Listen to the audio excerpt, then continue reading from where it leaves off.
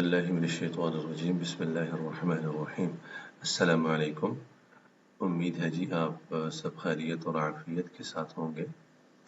ہمارے آخری سیشن کی جو ڈسکشن تھی اکانومیٹرکس کے اوپر، تو اس میں ہم نے جو ہمارا انٹائر کورس آؤٹ لائن ہے اس کو تھوڑا سا ریکیپ کرتے ہوئے ہم نے بیسک کانسیپٹس آف انٹروڈکشن کو تھوڑا سا ریویو کیا تھا، اور پھر اکانومیٹرک میتھڈولوجی کی 8 سٹیپس کو ہم نے تھوڑا سا ڈسکس کیا۔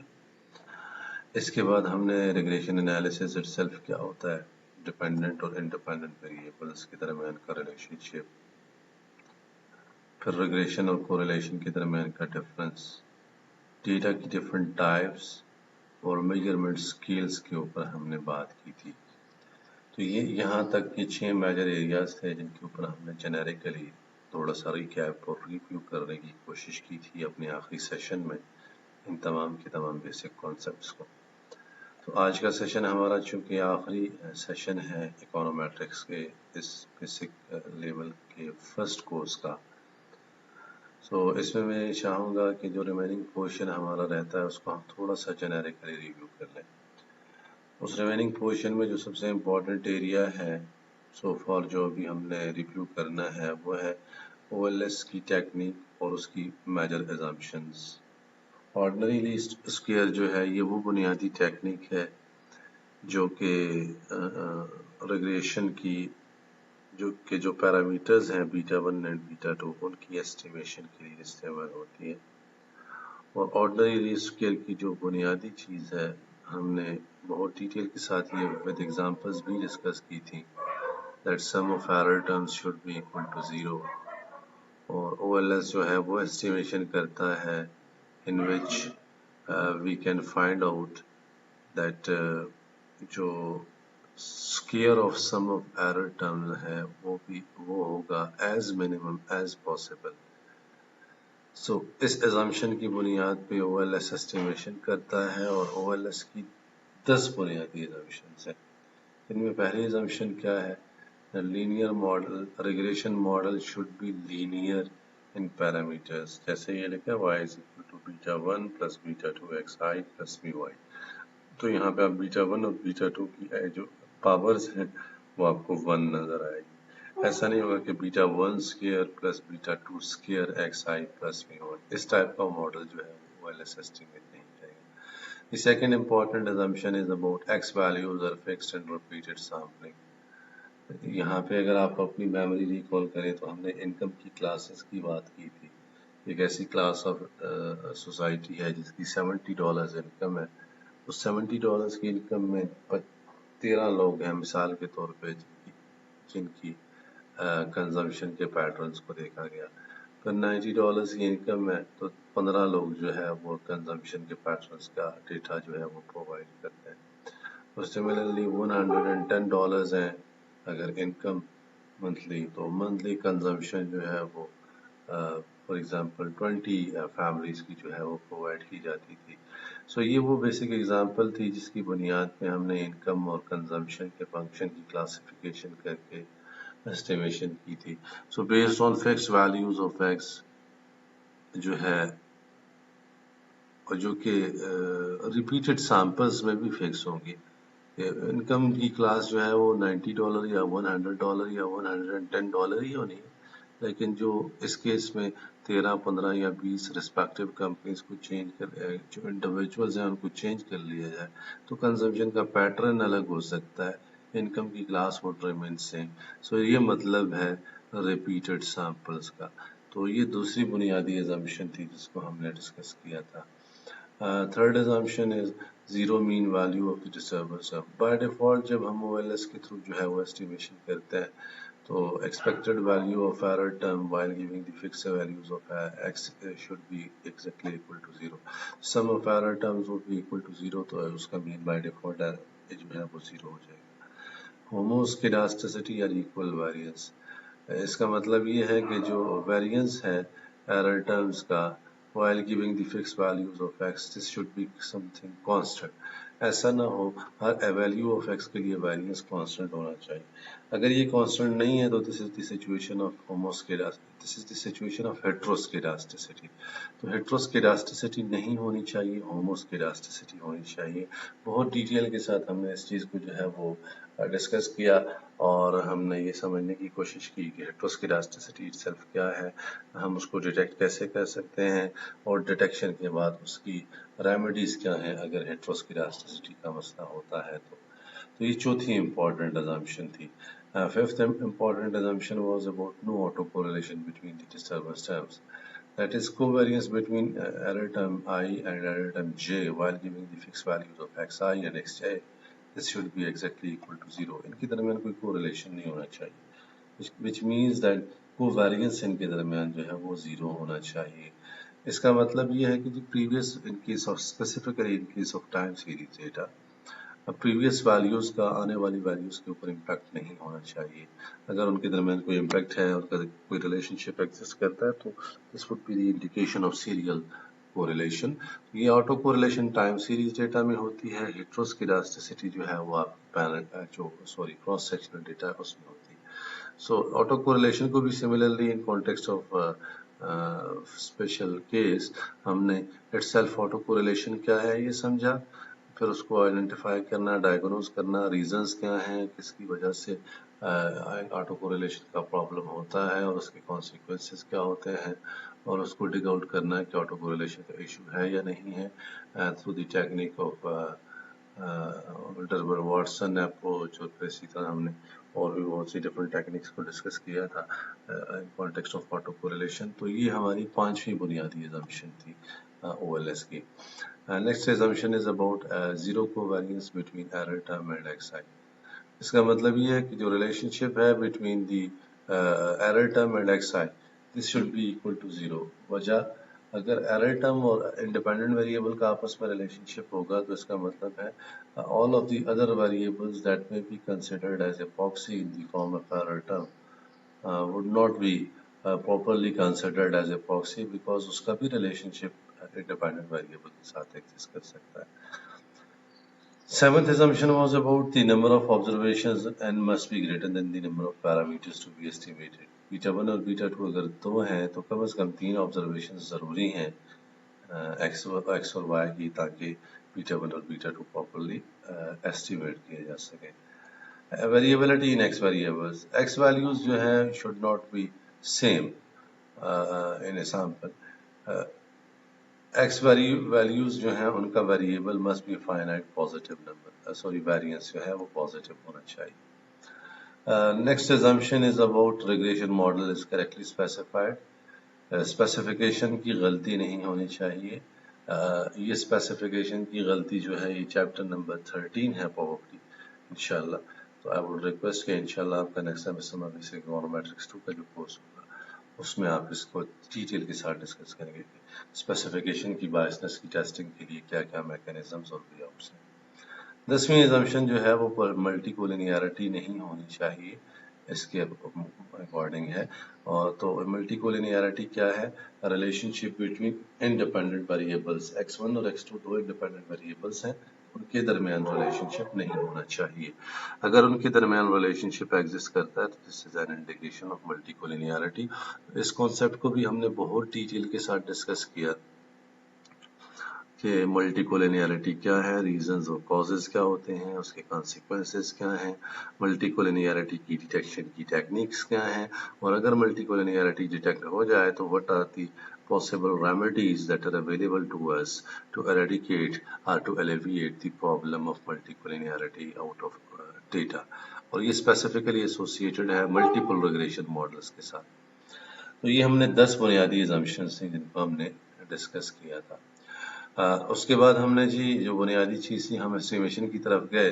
तो एस्टिमेशन में हमने जो बीटा 1 और बीटा 2 है उसकी इंटरप्रिटेशंस को समझा, स्टैंडर्ड एरर की, टी वैल्यू की, पी वैल्यू की, एफ वैल्यू, आर स्क्वायर और एडजस्टेड आर स्क्वायर। तो इंटरप्रिटेशन ऑफ बीटा के ऊपर जब हम बात कर रहे थे तो वहाँ हमने कहा कि ये डिपेंड करता है डबल लॉग मॉडल है, लिन लॉग मॉडल है, लॉग लिन मॉडल है या लीनियर मॉडल है। Whatever the cases, according to these cases क्या पॉसिबल होगा, हमने जो भी अवेलेबिलिटी है डेटा की उसके अकॉर्डिंगली बीटा की इंटरप्रिटेशंस देनी होती थी। स्टैंडर्ड एरर के लिए हमने रूल ऑफ थंब ये समझा था कि this value of standard error should be less than half of the original value of the respective beta. अगर वो half of the original value of respective beta से कम है तो हम इसको कहते थे कि ये स्टैटिस्टिकली सिग्निफिकेंट है। फिर हमने टी वैल्यूज के लिए ये समझा कि in absolute terms this value of T should be greater than 2। P values के लिए हमने जो क्राइटेरिया या रूल ऑफ थंब समझा था वो ये था कि P value is exact level of significance, so this P value reported p value should be at least should be less than the level of significance, stated level of significance. f value जो है वो है t value का square, so in absolute terms this value should be greater than 4. जैसे t जो है वो greater than 2 होनी चाहिए तो f जो है वो ग्रेटर देन 4 हो तो ये स्टैटिस्टिकली सिग्निफिकेंट समझी जाएगी। और उस f के अगेंस्ट जो है वो p वैल्यू ऑफ f भी रिपोर्ट होती है तो वहां से exact level of significance of p f test भी जो है वो रिपोर्ट हो सकता है। This f value is basically used for the purpose of recommendations pertaining to the overall significance of the entire regression model. overall model जो है वो significant है या नहीं वो हमें f वैल्यू से पता चलेगा। तो और जो इंडिविजुअल बीटाज हैं उनकी स्टैटिस्टिकल सिग्निफिकेंस जो है वो हमें स्टैंडर्ड एरर टी वैल्यू और P value of the respective beta से पता चलेगी। आर स्क्वायर जो है वो कोएफिशिएंट ऑफ डिटरमिनेशन को कहते हैं और इसका मतलब ये होता है कि how much variation in the dependent variable are being explained by the variations of independent variable. Adjusted R square जो है वो in context of multiple regression models और सिंपल आर स्क्वायर जो है वो in context of simple regression model as an indicator of coefficient of determination इस्तेमाल होता है। एडजस्टेड आर स्क्वायर जो है वो रिफ्लेक्शन है of the variation in dependent variable due to the variations of all of the independent variables available in the model,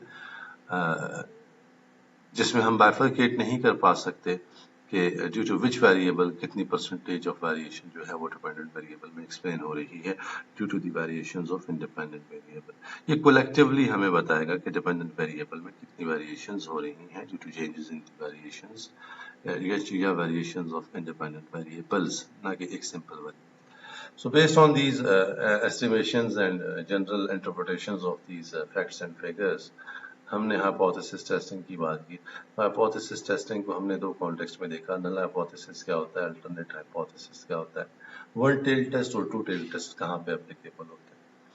तो यहाँ पे हमने जो जेनेरिकली रूल ऑफ थंब समझा था वो ये था कि हमने जो भी नल हाइपोथेसिस दिया हो अगर रिजल्ट्स स्टैटिस्टिकली सिग्निफिकेंट हो तो हम नल हाइपोथेसिस रिजेक्ट कर लेते हैं, अगर रिजल्ट्स स्टैटिस्टिकली सिग्निफिकेंट ना हो तो हम नल हाइपोथेसिस को रिजेक्ट कर लेते हैं। फिर इसी तरह जो है वो मल्टीपल रिग्रेशन मॉडल की एस्टिमेशन हमने की through the mean of gretl software. उसके भी बीटास की interpretation, standard errors, T values, P values, F value, R square और एडजस्टेड आर स्क्वायर की जो है वो interpretations would remain same just like the interpretations of simple regression model, except जो beta है यहाँ पे हम उसको सिंपल बीटा कहते हैं, कोएफिशिएंट कहते हैं, slope coefficient, but in case of multiple regression model हम उसको पार्शियल स्लोप कोएफिशिएंट कह देते हैं क्योंकि मल्टीपल रिग्रेशन मॉडल में एक से ज्यादा इंडिपेंडेंट वेरिएबल्स होते हैं। so, एक से ज्यादा इंडिपेंडेंट वेरिएबल्स की मौजूदगी में वो पार्शियल कोएफिशिएंट होगा हमारा स्लोप कोएफिशिएंट, ना कि सिंपल स्लोप कोएफिशिएंट। ये एक फर्क है और इनकी जो इंटरप्रिटेशंस हैं उसमें हमने इस बात का ख्याल रखना है कि हम ये स्टेटमेंट साथ में मजीद ऐड करेंगे कि while keeping the effect of other variables constant, और फिर उसके साथ हमने जिस वेरिएबल की जो बीटा है, पैरामीटर है या उसकी स्टैंडर्ड एरर या टी वैल्यूज हैं या पी वैल्यूज हैं उसको अगर हमने इंटरप्रेट करना है तो हम इंटरप्रेट कर लेंगे, लेकिन ये स्टेटमेंट मल्टीपल रिग्रेशन मॉडल की एस्टिमेशन और इंटरप्रिटेशंस के दौरान हमने माइंड में जरूर रखनी है और ऑन रिकॉर्ड इस चीज़ को लाना है कि while keeping the effect of other things as constant, बाकी तमाम की तमाम चीज़ों को वेरिएबल्स को कांस्टेंट लेके किसी एक वेरिएबल के अकॉर्डिंगली हम बात करेंगे तो वो हमारी मल्टीपल रिग्रेशन मॉडल के अंदर जो एस्टिमेशन है उसके ऊपर उनकी इंटरप्रिटेशंस का कोई ना कोई सेंस डेवलप कर लेगा। फिर इसी कॉन्टेक्स्ट में हमने हाइपोथेसिस टेस्टिंग की बात की, जिस तरह हमने सिंपल रिग्रेशन मॉडल में हाइपोथेसिस टेस्टिंग की है उसी तरह हम मल्टीपल रिग्रेशन मॉडल में भी हाइपोथेसिस टेस्टिंग करते हैं। वही रूल ऑफ थम्स हैं जो हमने सिंपल के केस में पढ़े। एक चीज जो कि साथ में मजीद ऐड होती है इन context of multiple regression model वो है structural stability of the regression model या पैरामीटर्स। स्ट्रक्चरल स्टेबिलिटी से मुराद क्या थी, बीटा 1 और बीटा 2 अगर टाइम सीरीज डेटा में हम एस्टिमेट करते हैं फॉर 20 या 30 ईयर्स, तो इस दौरान में बहुत से ऐसे अंडरलाइंग इंसिडेंट्स रिपोर्ट हुए होंगे जिनकी वजह से बीटास की वैल्यूज जो है वो वेरिएट कर रही होती हैं, स्टेबल नहीं होती। तो अगर ऐसी सिचुएशन होती है जिसमें उसकी स्ट्रक्चरल स्टेबिलिटी जो है वो चेंज हो रही है, तो वो हम कैसे एड्रेस करते हैं, उसके लिए हमने चाउ टेस्ट की जो है वो डिस्कशन की थी। तो जो हमारा पॉइंट ऑफ कॉन्टेक्ट है या पॉइंट ऑफ कॉन्टेक्ट है जिसके ऊपर चेंज आई है, चाहे वो पॉलिसी शिफ्ट है, कोई पॉलिसी रिफॉर्म्स हैं, कोई ऐसा इंसिडेंट है या इंटरनेशनल जो है वो कोई ऐसी एक्टिविटी है जैसे ग्लोबल फाइनेंशियल क्राइसिस हो गए या कोविड-19 का जो है वो अकर हो जाना या इसी तरह के और बहुत से इश्यूज, जैसे वॉर ऑन टेरर लड़ी गई तो अफगानिस्तान में अमेरिकन फोर्सेस का अटैक कर लेना या इराक के अंदर इस तरह के इश्यूज का इमर्ज हो जाना या समथिंग लाइक दैट, या ग्लोबल फाइनेंशियल क्राइसिस। तो इस तरह के इश्यूज या इवेंट्स जो हैं या फिर कोई पॉलिसी लेवल की रिफॉर्म्स या पॉलिसी शिफ्ट्स जो हैं, उनकी वजह से जो स्ट्रक्चरल स्टेबिलिटी में चेंज आती है, वो अगर आती है तो हम उसको कैसे मेजर करते हैं। हमने इसके लिए चाउ टेस्ट को डिटेल से डिस्कस किया था, एक स्पेसिफिक फॉर्मूला जो कि हमें गाइड करता था पहले और बाद का एनालिसिस हम कैसे करते हैं और उसको स्टैटिस्टिकल सिग्निफिकेंस के एतबार से कैसे पोर्ट्रे करेंगे। इन्हीं कॉन्सेप्ट्स को बेस बना के हम आगे चले तो हमने कहा चाउ टेस्ट की सबसे बुनियादी लिमिटेशन ये है कि चाउ टेस्ट सिर्फ एक अंडरलाइंग फिनोमिना को एड्रेस करता है, और वो अंडरलाइंग फिनोमिना जो है वो क्या है कि हमारा एक इशू है, for example global financial crisis 2007-8 के एक टाइम पीरियड है, एक इंटरवल है जिसके ऊपर पहले और बाद का एनालिसिस हो सकता है। तो ये एक लिमिटेशन है, अगर एक से ज्यादा अंडरलाइंग पॉलिसी शिफ्ट्स या रिफॉर्म्स हैं तो इन दैट केस हमारे पास पॉसिबल सोल्यूशन क्या बनता है, तो ये हमें चाउ टेस्ट नहीं बताता। सो फॉर दिस पर्पस हमने डमी वेरिएबल्स का रिग्रेशन मॉडल जो है वो डिस्कस किया। तो डमी वेरिएबल्स कौन से वेरिएबल्स होते हैं जो 0 और 1 की फॉर्म में डिस्कस होते हैं। तो डमी वेरिएबल्स को इस कॉन्टेक्स्ट में जहां तक हमने इस कोर्स में अभी इस लेवल तक डमी वेरिएबल्स को डिस्कस किया, तो वो यूनिट डमीज थे, वो टाइम डमीज थे, वो पीरियोडिक डमीज थे। और ये यूनिट डमीज, टाइम डमीज और पीरियोडिक डमीज हमने डिस्कस किए as an explanatory variable. As a dependent variable जब डमी वेरिएबल आएगा तो ये लॉगेट और पॉबेट मॉडल्स की एस्टिमेशंस और उनके कॉन्सेप्ट्स जो हैं ये आप चैप्टर नंबर 14 और 15 में डिस्कस करेंगे इंशाल्लाह, जो प्रोबेबिलिटी मॉडल्स होते हैं, लॉगेट और पॉबेट मॉडल्स। तो वो फिलहाल हमने dependent variable as a dummy variable इस्तेमाल हो ये अभी तक हमने नहीं समझा, लेकिन independent variable as a dummy variable इस्तेमाल हो तो ये हम डिस्कस कर चुके हैं, यूनिट डमीज, टाइम डमीज और पीरियोडिक डमीज की फॉर्म में। फिर जो हमने मेजर 3 बुनियादी चैप्टर्स जो कि 9वां 10वां 10वां 11वां और 12वां प्रोबेबली चैप्टर है, जो मल्टीकोलिनियरिटी, हेट्रोस्केडास्टिसिटी और ऑटो कोरिलेशन के ऊपर है, तो ये चूंकि हमने अजम्पशंस में भी ऑलरेडी कवर कर लिया, तो इन तमाम के तमाम तीनों चैप्टर्स में हमने इन अजम्पशंस की टेस्ट की बेसिक फिलॉसफी क्या है, इसकी रीजंस या कॉजेस क्या होते हैं, इनको डायग्नोज करने का तरीका क्या है, और डायग्नोज करने के बाद अगर ये अजम्पशन वायलेट होती है तो रेमेडियल मेजर्स क्या हो सकते हैं, ये हमने इन तीनों कॉन्टेक्स्ट में मल्टीकोलिनियरिटी, हेट्रोस्केडास्टिसिटी और ऑटो कोरिलेशन के कॉन्टेक्स्ट में हमने डिस्कस किया। तो ये हमारे टोटल 12 चैप्टर्स बनते हैं जो हमने जो हमारा बेसिक कोर्स ऑफ इकोनोमेट्रिक्स 1 है उसमें कवर किए हैं। होपफुली इन तमाम के तमाम एरियाज से रेलेवेंट आपकी जितनी भी क्वेरीज होती हैं आप काइंडली अप्रोच कर सकते हैं। फॉर्मल सेशंस के अकॉर्डिंगली हमारा आज का आखिरी सेशन है। आप अप्रोच कीजिए फॉर एनी कंफ्यूजन, तो इंशाल्लाह आपके उन कंसर्न्स को एड्रेस किया जाएगा। रिमेनिंग जो आपकी चैप्टर्स ऑफ इकोनोमेट्रिक्स बुक हैं वो इंशाल्लाह आपके बेसिक इकोनोमेट्रिक्स 2 के कोर्स में नेक्स्ट सेमेस्टर में इंशाल्लाह कवर होंगे। तो आपको जो भी फैकल्टी मेंबर नेक्स्ट सेमेस्टर में ये कोर्स टीच करें, तो I would request all of you कि आप ये मेजर एरियाज, ये मेजर चैप्टर्स जो कि हमने डिस्कस कर लिए हैं इन context of basic econometrics 1 course, ये आप उनसे शेयर करें ताकि इसके अकॉर्डिंगली वो आपका अगला कोर्स ऑफ एक्शन या plan of action for next semester basic econometrics 2 जो है वो प्लान और प्रपोज कर सकें। اپنا خیال رکھیے گا. اللہ تعالی ہم سب کا حامی و ناصر ہو. السلام علیکم اینڈ اللہ حافظ.